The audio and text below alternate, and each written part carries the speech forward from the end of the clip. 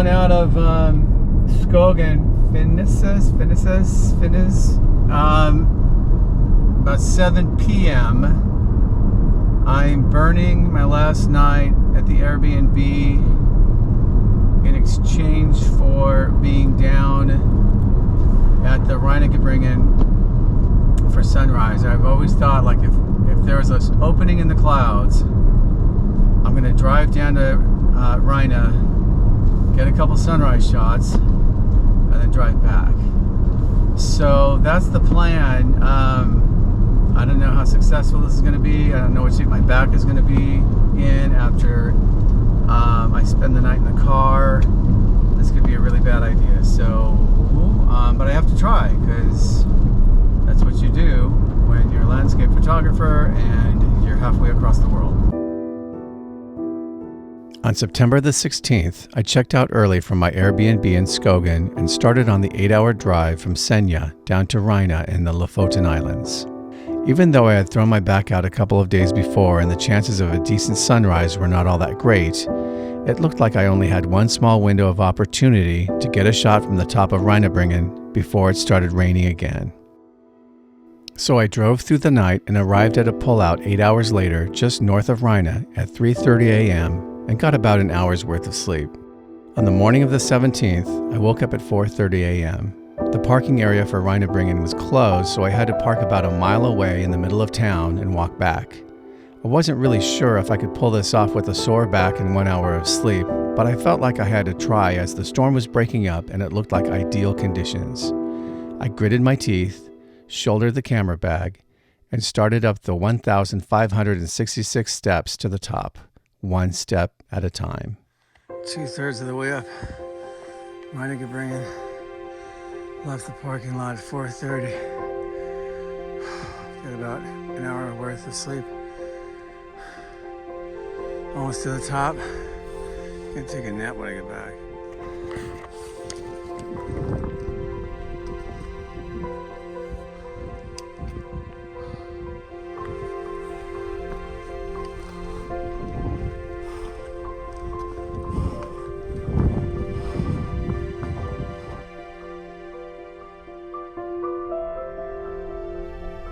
"90 minutes later, I limped up to the top of the stairs and turned around.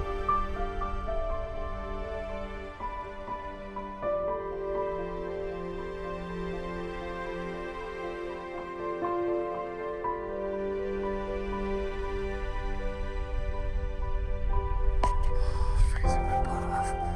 It's so cold right now. The sun's just about to pop through.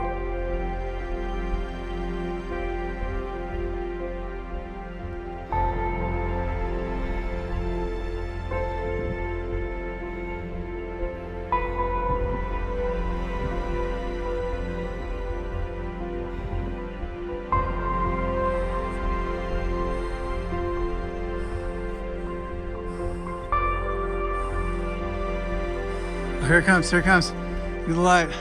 Look at the light.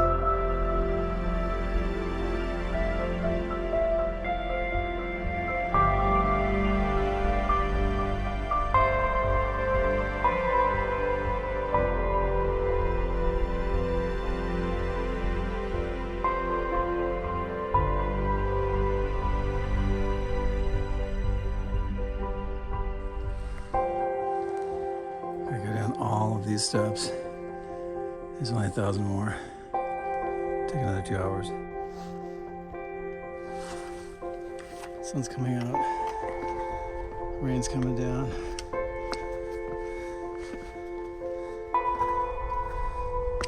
So beautiful this morning. Look at that.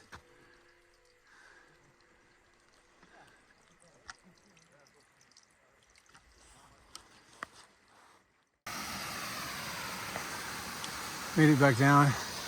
Kinda wish I stayed up there. It was so windy and cold when I was up there, and then the wind just died. It stopped raining, and the sun has been low. It's not quite 8 o'clock yet, and we've got this beautiful warm side light. Those red berries. Everything is just wet and glistening and beautiful. Vibrant colors everywhere. Such a great day. So I think for me, I left at a good time because I knew it was going to be pretty tough getting back down with my back. And I made it without stopping. Took a couple shots, but other than that, I just kept going all the way to the bottom. And my fear was I'd have to keep stopping every 20 steps and stretch out my back, but I did okay.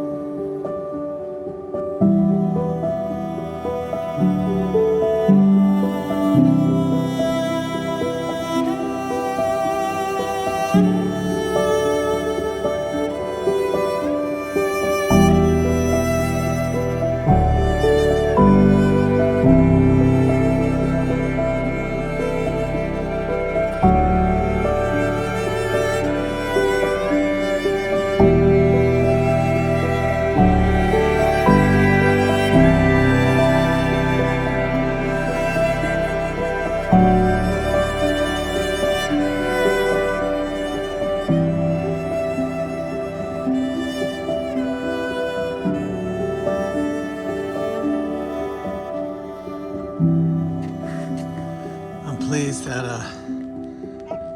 they got the forecast wrong. It's supposed to be pouring down rain right now. So all of this is just gravy. What is wrong with this bird? It's so weird. But yeah, the light is just stunning this morning. And I just wish I was in better shape after climbing up there. I was right on top of that peak. Not that peak, but that peak.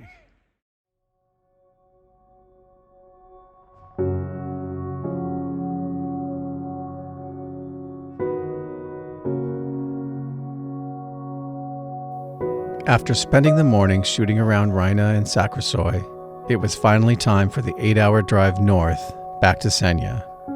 Another rainbow coming up here around this corner. I've never seen so many rainbows in my life.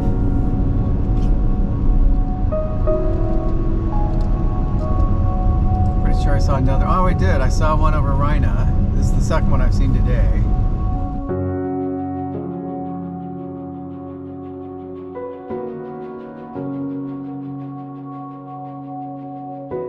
I would have loved to have spent another week or two shooting around Lofoten, but my flight was scheduled to leave out of Tromsø the next day, and I had booked an Airbnb back in Senja.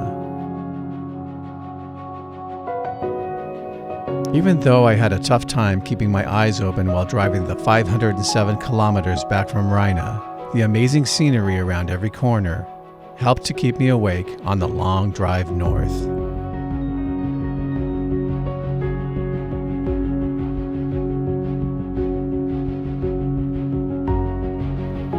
It was partly cloudy with nice light for the majority of my trip, so I had high hopes that the forecast would be wrong again and that I would get one more decent sunset and maybe even another chance at the northern lights before heading home.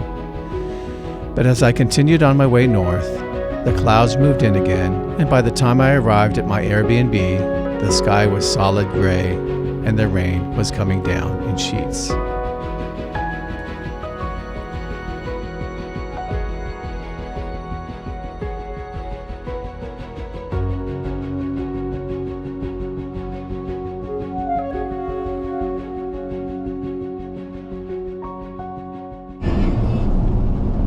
noticing how much the colors have changed since I first arrived. I don't think I've taken this exact way. But yeah, these trees are going very yellow orangey. Ugh.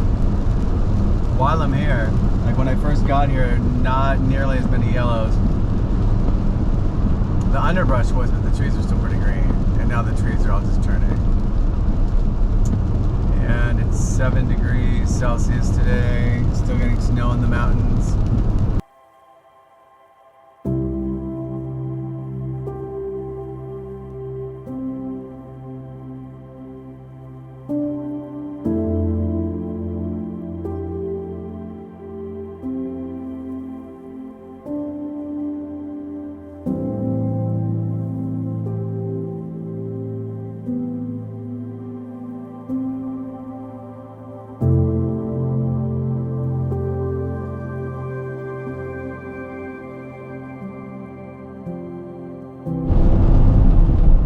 Heading back out.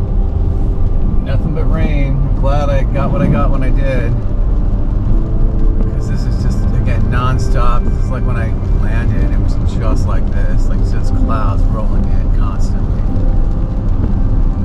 So I'm going to ding around for a little bit. I do need to head back around 12:30. On September 18th, I left my beachfront Airbnb in Skaland and set off on the 3.5-hour drive back to Tromsø.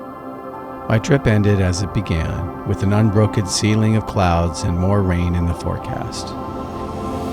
The trip back was not without its challenges, as it involved yet another miscommunication with my bag, an overnight in Oslo, and a mad dash to make it through customs in Copenhagen in 20 minutes before boarding my final flight back to LAX. I was very glad that I extended my trip, as I would have missed out on the shots of the aurora and the hikes to Husfjellet and Reinebringen. Overall, it was an amazing trip, and I will most definitely be visiting northern Norway again in the near future. Before ending this episode, here are a few of the shots I took over my 14 days in Senja and Lofoten.